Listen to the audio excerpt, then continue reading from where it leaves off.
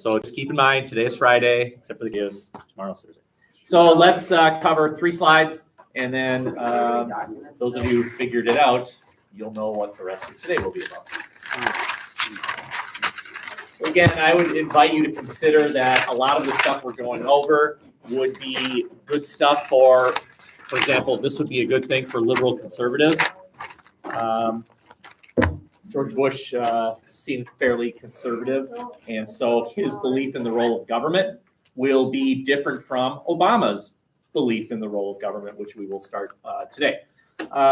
So, for example, let's look at the worst hurricane as far as expense in American history. This is it. This is the biggie. Anyone know? 80. What was the name? Do you know how they named hurricanes? By male, female, first letter. Very good. So it alternates male, female. So the first one of the season will start with an A and then a B. So this is Hurricane Katrina. Okay. This is Katrina. Sorry, trying not to be distracted. Oh, good work. I know. I need to put these in Your here. strategy was to bring in yellow balloons. Awesome. No, that's all right. I'm leaving these in here. Flowers on. No, that's all right. I'm distracted. And I talked to that one. I haven't seen the other one. And I talked to them. Okay. Yep, so and then I left one here that we need to locate. Consider me distracted. Oh, right. Okay. Bring it back later. Toodles. The turtle. Okay. Does anyone know anything about the measurement of hurricanes? Like how are they measured? On a scale. On a scale, yes. What's a bad? A 5 is bad, right? A 5 is the top level hurricane. So you would think that Katrina, because it was the worst hurricane in American history, that it would obviously What's the first? be a 5. This one. I thought you said the second. Did I say the second? No, No, it's the worst. It is the worst. The worst. And it was actually a level 3. It's actually an average hurricane. And so then why? Why is this considered the worst hurricane in American history? Is where it hit and the lack of preparation that the area had as far as preparing for hurricanes. It hit New Orleans. Well, that's okay. Very good. You're starting to get to sort of the point that I'm attempting to make here, and that is we cannot possibly blame George Bush or the Republican administration for a hurricane. That's ridiculous, and yet that's exactly what happened. He got blamed, not for the hurricane itself, but because of the lack of a response. Very similar, by the way, to Puerto Rico was just hit by a hurricane a few months ago, and they're still dealing with a lack, at least the Puerto Ricans see it as a lack of help on the part of the federal government. And so, in essence, they're blaming Trump for, you're not really helping us. Why aren't you helping us? New Orleans, we've talked about New Orleans. I mean, I can remember talking about, talking about New Orleans during the War of 1812, right? And so it's been an important part of American history. But the funny thing about New Orleans is it's below sea level. Part of it is below sea level. No, originally it wasn't. Originally it was built on the hills, but as it spreads, and if you're going to build it below sea level, you need walls to keep out the water. And so New Orleans built walls which were not updated, not maintained, failed miserably. So the walls broke when this average hurricane swept in. And who lives? Guess who lives in the lower areas of New Orleans? What I mean is race and economic position. Wow. Poor black. Poor blacks. So imagine how this looked on the news. All the rich white people that lived in the hills safely exiting the city. Meanwhile, who's trapped in the city? Poor black people. Bush got blamed for being a racist. You don't care about black people because you did not rescue them. Now, is that fair? to make that accusation. I'll just tell you what I've told you before. Presidents get blamed when things go bad, and presidents get praised when things go well. Remember Carter getting blamed for the botched rescue attempt of the 52 hostages. Well, he wasn't a pilot. He did not land the helicopter. Bush did not mix some water real fast and then go, and then it became this. Although, have you ever heard of the butterfly effect? Yeah. So maybe some butterfly in Africa made a zebra sneeze, which scared the herd, which made them run, which affected the air currents, which spread across the Atlantic. Boom. So hunt that butterfly down. Kill it. George Bush. Wow, I messed up here. You see, what was supposed to happen was that was supposed to be over. Okay, the second dart, I guess, that's being lunged at Bush, fairly or unfairly, is the series of mistakes in the 2003 on up to, I'd say, about 2010 Iraqi invasion, the American invasion of Iraq. So I have here Iraqi mistakes, and in order to understand this, we need to go back to this. What happened was that all of these things were proven to be simply not true. That our attempt to spread democracy did not occur. Other countries did not adopt democracy and have elections, and it didn't work, right? It didn't work. The American military, now completely in control of Iraq, failed to find any evidence of active weapons of mass destruction. No biological, no chemical, no nuclear. Now, was there evidence that there used to be? Yeah. That there used to be some chemical weapons, but no active stockpiles.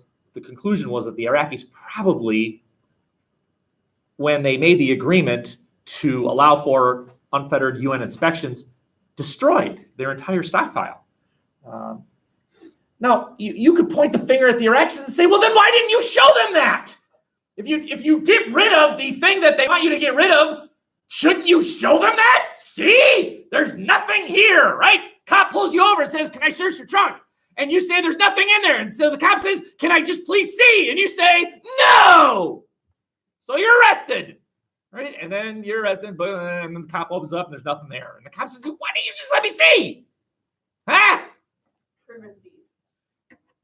Yeah, okay, fine. You could argue, I'm protecting the Constitution, etc. Right? No weapons of mass destruction. No evidence that Iraq had anything to do with 9/11.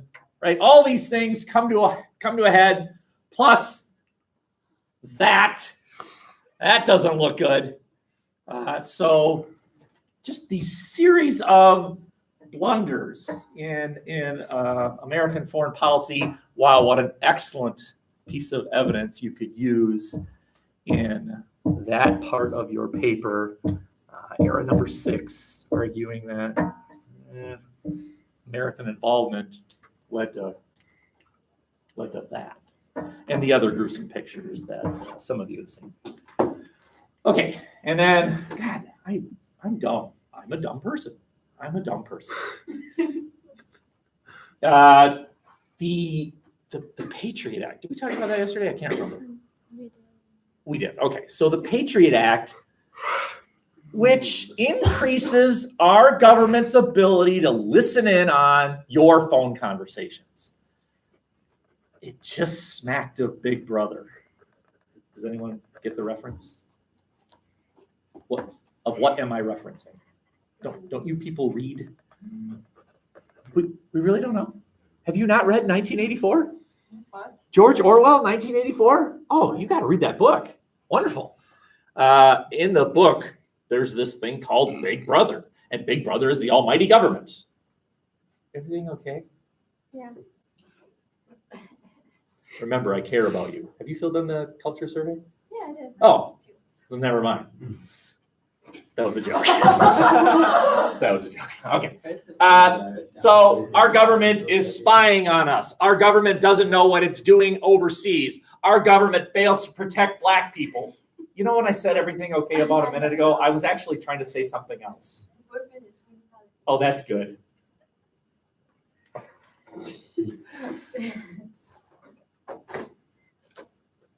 Which leads largely to Obama getting elected president. In other words, what I'm suggesting is that it wasn't necessarily, hey, we like this guy. It's that there was blame for the Republican Party. And so Barack Obama, which whether you're a fan of Obama or not, it's indisputable. He's the first non-white guy to be elected, right? He'll always, nothing can ever take that away. He's the first non-white guy ever elected president. He doesn't fit that mold. And so what we're going to do is we're going to just kind of quickly look at what were Obama's goals. I apologize if you can't really read this, but he basically said, here are the 4 things I'm going to try and accomplish in my first term. So at this time, there was a slight recession that grew into a giant recession. It's in fact, it's called the Great Recession. The Great Recession. Caused by, if anyone love economics? Yeah. I'll be brief here, but at the time, banks wanted to make money, which is perfectly normal, and so they became kind of aggressive as far as lending is concerned. And so they lent to people with what's called an ARM. I'm going to give you a bit of advice. Someday you're going to buy a house and you're going to be offered different ways of borrowing money. And there's a 30-year fixed mortgage, right? You have 30 years to pay us back at this interest rate, and every month your payment will be exactly the same, and I urge you, choose that one. That's the safe one. You know what you owe every month, the end. But there are other ways you could do it. How about what's called a 5-year ARM? Oh, look, hey, we'll create a 5-year ARM. The 30-year fixed interest rate, let's just pretend, is 5%. But you'll, borrowing this way, you'll pay 3%. And then it'll only go up a certain amount each year for 5 years. Doesn't that sound good? 3%? And a whole lot of dumb Americans thought, yeah, 3% is better than 5%. So they signed at 3%. I'm making up that number. I don't know exactly if that number's right, but here's the important part. Year 1, it's 3%. Year 2, it goes up to 4%. Year 3, it goes up to 5%. Year 4, it goes up to 6%. Year 5, it goes up to 7%. And then for the rest of the loan, it's at 7%. But so many Americans were in love with the 3. Ooh, 3. Well, 5 years later, they lost their homes because they couldn't afford the mortgage payment. That's flooding the market with homes. Do we know basic economics? Yes. The supply of homes went way up, how does that affect the value? Drops, right? So bad that, I don't know if you've ever heard of this term, that many of those homes went underwater. Not literally underwater, metaphorically underwater. Anyone understand? Not worthless. No, worth less than they would. Very good. They were worth, the houses themselves were worth less than the amount that the homeowner borrowed from the bank. Right? Even if they sold the house, they would not even have enough money to pay the bank back. That's called underwater. My brother went through this right at this time. Right? He couldn't sell his house because he wasn't even getting an offer that would cover his loan. So he had to stay in his house. He had to sit through it and pay these ridiculous mortgage rates until things got a little bit better. And he moved like 2 years ago. So anyway, Obama's goal was to, let's try and fix that. Okay, let's try and spend massive amounts of money. Here, now listen to the liberal here. Those of you who want to write the liberal conservative, really good piece of liberal evidence. The government is going to spend massive amounts of money to build bridges and schools and roads and build things. Say, does that sound familiar? Where do you get that play? What? That might be true. That's not what I was. Sorry. Yeah, the Great Depression. Relief. It's exactly what FDR did, right? Obama's opinion was, let's do it. Now, will the debt go up? But people will be working. And as a result, earning money. And as a result, paying taxes. Okay?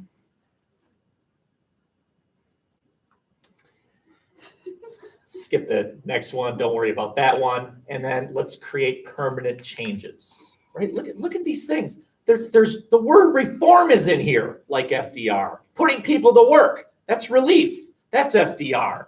It's FDR reimagined and black, y'all. Oh, I meant Okay. Under Obama, this law was passed. Look at the words. Relief and recovery. Good gravy. It's FDR. Here he is. FDR. Guess what pictures you're going to get? A bunch of money. Oh, wow. The American Relief and Recovery Act passed. What it did was it authorized our government spending massive amounts of money to build things and save American corporations. The American government became the purchaser of a bunch of stuff from companies, American companies.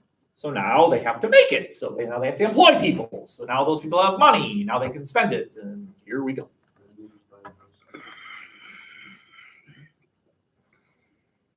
Why didn't our government buy the houses and then allow the people to live in them? Sure. Rent them out. Buy your house and then allow you to live in the house that we just bought. What are you, counting? Okay. So that's what the stimulus money is. The stimulus money was the government would become the purchaser of things, bridges, roads. Our government would, if a company was about to close, our government would step in and say, whoa, wait a minute, we'll buy stock in your company. Ford. Actually, not Ford. Ford said no.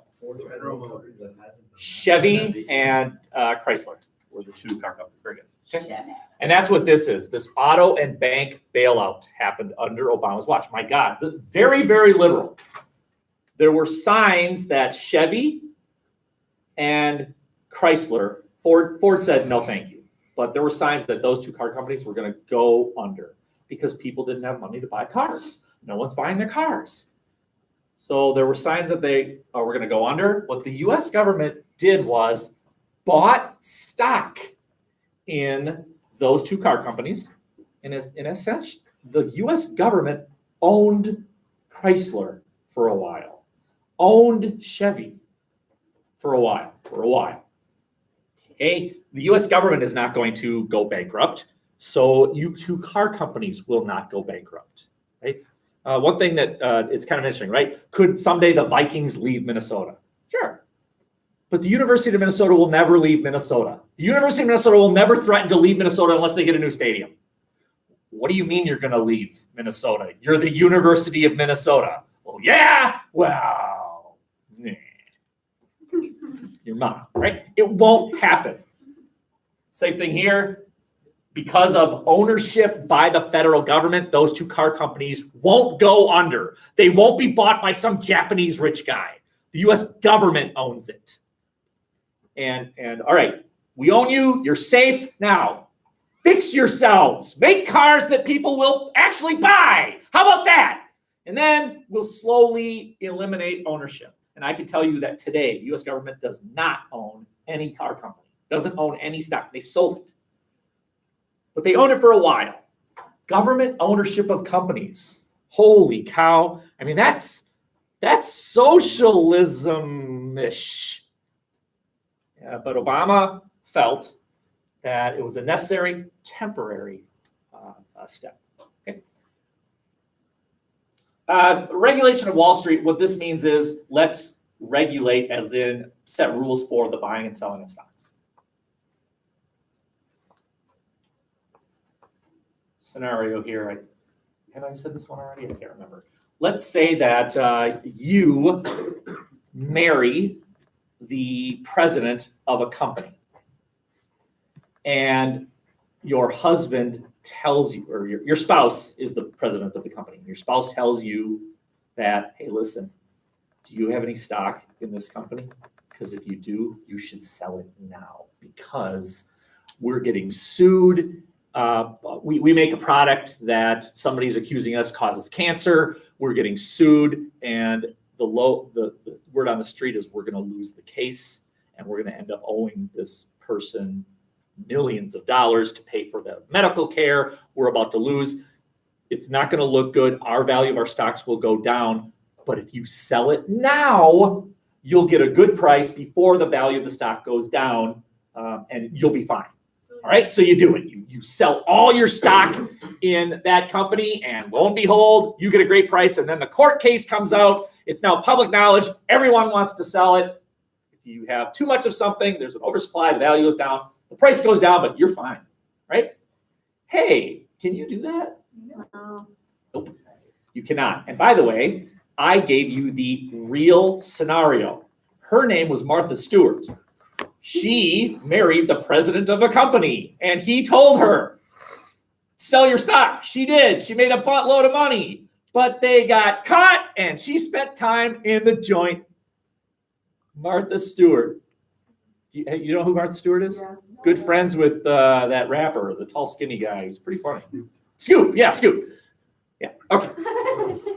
So increasing the rules about buying and selling. The biggest thing under Obama was Obamacare. Officially known as the Patient Protection and Affordable Care Act, but it is now known as Obamacare.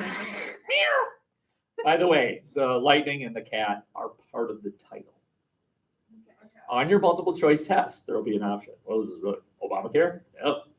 Obamacare, parentheses, thunderclap, parentheses, old guy petting white cat. That's the correct. It has to be white. It has to be white for the evilness, right? I'm petting my cat as I'm brooding. It's got to be a white, evil, extremely fat cat. Okay. So let's identify what this law does. Quickly, right? We're not going to. Please excuse the announcement. Mr. Steuben, please call 202. Thank you. Oh no, Mr. Steuben's lost again. Wandering the hall. Another video that cannot be used on the website. All right. Yeah, he was at Woodstock. Also fought in Vietnam. Defeated the British. Anyway, before this law, if you did not have health insurance and you were in a terrible car accident and your arm was severed, so you pick your arm, you drive to Lakeview Hospital and say, hey, can you attach my arm, right? Your arm's over there. Can you attach my arm? The hospital says, do you have insurance? And you say, no. Do they say, I'm sorry, you can't pay for this? They have to help you. They have to. Hospitals must provide medical care to people, even if they can't not pay for it. Well, then who does the hospital get the money from that pays for this? The government. No. Nobody. No. Somebody. Everyone, not taxpayers, everyone else who uses the hospital.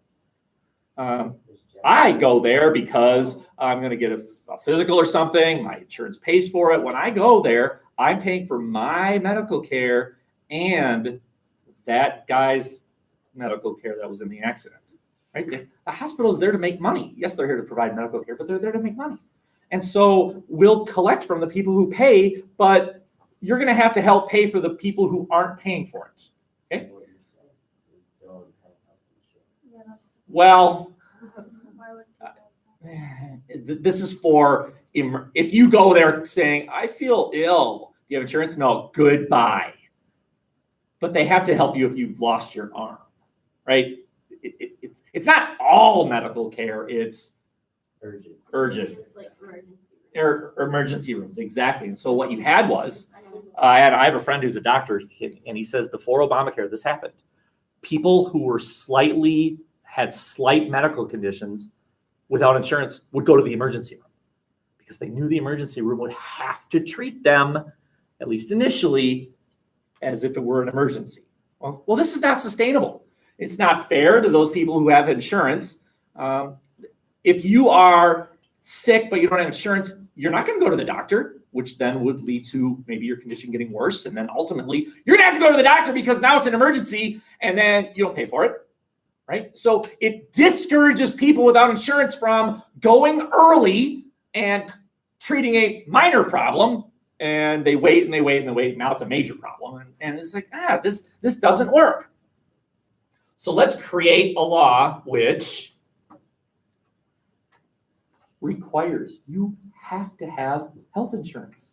There's no, I don't want it. Too bad. You have to have it. Is there anything else that our government requires you to have? If you drive a car, you have to have car insurance. That's correct. That's the best analogy. Otherwise, our government doesn't tell you what you have to or don't have to buy. It's the only thing that our government says you must buy. Okay? Now, what if you can't afford it? Our government will help you pay for it. That's the subsidy. Where do they get that money? Taxes. So taxpayers help people without insurance have insurance. And that's where some people had a problem with it. Why should my taxes go to pay for her health insurance? That's where conservatives had a problem. The response from liberals was, but we're still saving money because now she's not going to go to the emergency room. And this continues to be a dilemma today. Trump's president right now, and the Republicans control the Senate. They have repeatedly tried to kill this law. Anyone ever heard of John McCain? John McCain was a senator from Arizona, Republican senator, and he passed away just a few months ago. But one of the last things he did, it came down to his vote. If he does this, Obamacare is dead. If he does this, it's alive. He's a Republican. And he did this. And that made Trump angry. And those two never got along. And then he passed away. So a lot of Democrats greatly admire John McCain for going against the wishes of his own party and keeping Obamacare alive. Okay. I have this up here because it was Obama that was president when Osama bin Laden was found in Pakistan and taken out by SEAL Team 6. They went into Pakistan, did not tell Pakistan. It's if you ever want to watch a pretty good movie, it's called Zero Dark 30. Zero Dark 30. Skip the first hour and a half. Just go to time about 1:30. Watch the rest. You'll get it. It's the taking out of Osama bin Laden. I mean, it's all good, but if you want to get the part where how did they get Osama bin Laden? Did they use like a drone or something? No. They sent in 2 helicopters. They found out where he was. They sent 2 helicopters and shot him, killed him, took photographs for proof, and then dumped him into the Indian Ocean. They dumped his body because they did not want a martyr burial site, right? A place where his followers would gather and make speeches. Now they gotta go to Indiana. Yeah. Good luck. He's in the middle of the Indian Ocean. Okay. It was under Obama that the U.S. military largely, not totally, but largely withdrew from Iraq, right? Based on all those mistakes made on the previous slide. Why are we there? Let's get out. Now not completely, but to a large degree, we're not here to tell you how to run your government. You figure it out. And it was largely under Obama that the increased use of drones. Now I have here, there's Afghanistan. Remember, Afghanistan was where Al-Qaeda was. The U.S. military, under George Bush Jr., invaded Afghanistan. Al-Qaeda members fled to Pakistan, thinking they were now safe in another country. This has so many synthesis examples, right? The U.S. North Vietnamese sneaking into Laos, the Americans sneaking into Pakistan. They did, but not with soldiers, drones, right? And of course, Pakistan's mad, like, hey, stop coming into our country. And the American response is, we're not in your country. And sending them drones. Right? With strikes. Sorry? One of the strikes that Drone strikes, right? Little missiles, right? Identifying targets. Like a cameraman, probably in Florida somewhere, thinks he's playing a video game. He's not playing a video game. He's operating a drone. That missile is real. When you guys think you're like playing that game of something where you land on that island, that's all real. That's in Iraq. Whoa. I know, it's amazing. That's amazing. You work for the U.S. military. Okay, I made that up. Okay. Very quickly, Obama's second term, the Arab Spring. We have to go back to.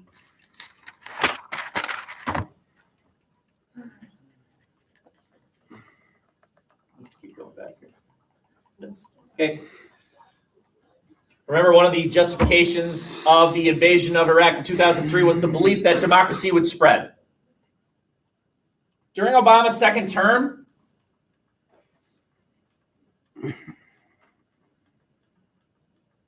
holy cow, there's a lot here. During Obama's second term, there were a number of attempts to overthrow the dictatorship governments in the Middle East and set up a democratic government. And it looked like, oh my God, it's working. The domino theory is working. And every one of them failed. Every one failed. The militaristic dictatorship governments of the Middle East crushed all of the attempts like a grape. It was during Obama's second term that, again, largely, not completely, there still are some American soldiers in Afghanistan today, but largely withdrew from Afghanistan. Right? We've defeated Al-Qaeda. Why are we still here? So to a large degree, withdrawal from Afghanistan. It was during Obama's administration. Look at all of this international stuff. It's great stuff, if you want to use it. It was during the Obama administration, the United States signed an agreement with Iran. This is the agreement that Trump immediately withdrew the U.S. from when he became president. Like one of the first things he did was get the U.S. out of this agreement, right? Hi. What Okay. did you want us to sign? Oh, that's right. Behind the balloons. This agreement said that the U.S. would help Iran economically. We'll give you money, loans, so you can get your economy going. In exchange, the Iranians promised not to develop uranium that would be weapons-grade uranium. You know, you need uranium to build nuclear weapons. Uranium, it's a heavy atom. You need uranium to build nuclear weapons, right? Well, the uranium that's used in nuclear weapons is different from the uranium used in regular nuclear power plants. So what the United States got Iran to agree to is not to enrich the uranium that could be used in nuclear weapons for 10 years. You promised to not make enriched uranium for 10 years. In exchange, we'll allow you to develop economically. Well, Trump comes in later and says, what a stupid agreement. Would you make an agreement with some guy who says, listen, I promise I will not shoot you for 10 years? Do you say, like, great deal? Or do you say, wait, that's not a good deal. I don't want to be shot at all. Huh? Okay, that was Trump's point. It was under Obama that our debt increased to 17 trillion. By the way, today it's around 22 trillion. So you can see some of the criticisms of Obama.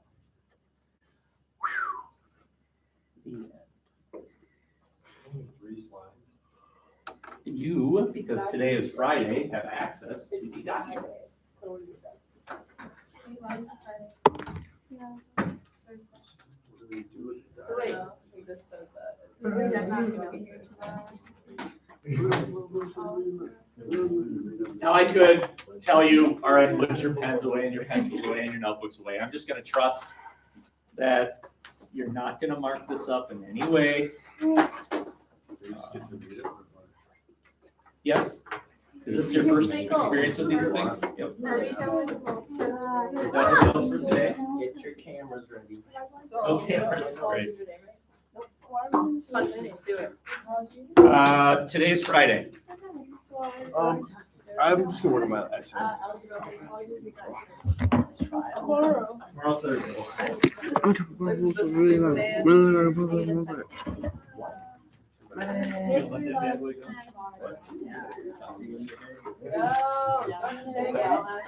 That's what I meant. Let it go. Oh, Let it grow. I thought you said let it go. I was like, no. Jack looks good as a mom. Oh. What? He's wild, yeah. Yeah.